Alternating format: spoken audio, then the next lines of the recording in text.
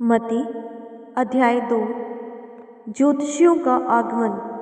हेरोदेस राजा के दिनों में जब यहूदिया के बैतलहम में यीशु का जन्म हुआ, तो पूर्व से कई ज्योतिषी यरूशलेम में आकर पूछने लगे, यहूदियों का राजा जिसका जन्म हुआ है कहाँ है? क्योंकि हमने पूर्व में उसका तारा देखा है और उसको प्रणाम करने आए हैं। यह सुनकर हेरोदेस राजा और उसके साथ सारा यरूशलेम घबरा गया। तब उसने लोगों के सब प्रधान याजकों और शास्त्रियों को इकट्ठा करके उनसे पूछा, मसीह का जन्म कहाँ होना चाहिए?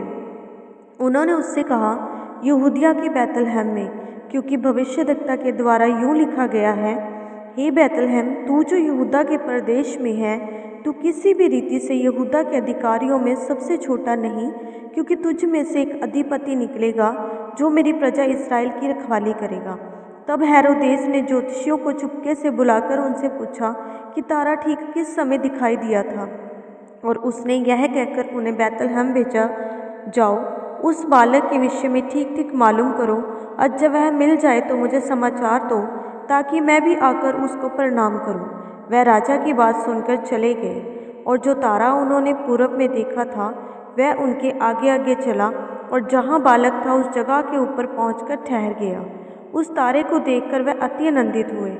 उन्होंने उस घर में पहुंचकर उस बालक को उसकी माता मरियम के साथ देखा, और मुंह के बल गिरकर बालक को प्रणाम किया, और अपना अपना थैला खोलकर उसको सोना, लोबान, गंधरस की भेंट चढ़ाई। तब स्वप्न में यह चेतावनी पाकर कि हेरोदेस के पास फिर ना जाना, वह दूसरे मार्ग से अपने देश को चले गए।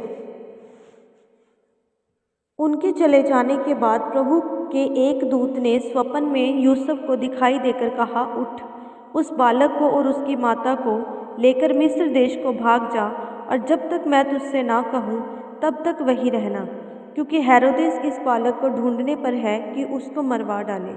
तब वह रात ही को उठकर बालक और उसकी माता को लेकर मिस्र को चल दिया, और हेरोदेस के मरने तक वहीं रहा, इसलिए कि वह वचन जो प्रभु ने भविष्यद्वक्ता के द्वारा कहा था पूरा हो, मैंने अपने पुत्र को मिस्र से बुलाया। जब हेरोदेस ने यह देखा कि ज्योतिषियों ने उसके साथ धोखा किया है, तब वह क्रोध से भर गया, और लोगों को भेजकर ज्योतिषियों द्वारा ठीक ठीक बताए गए समय के अनुसार बैतलहम और उसके आसपास के स्थानों के सब लड़कों को जो 2 वर्ष के या उससे छोटे थे मरवा डाला।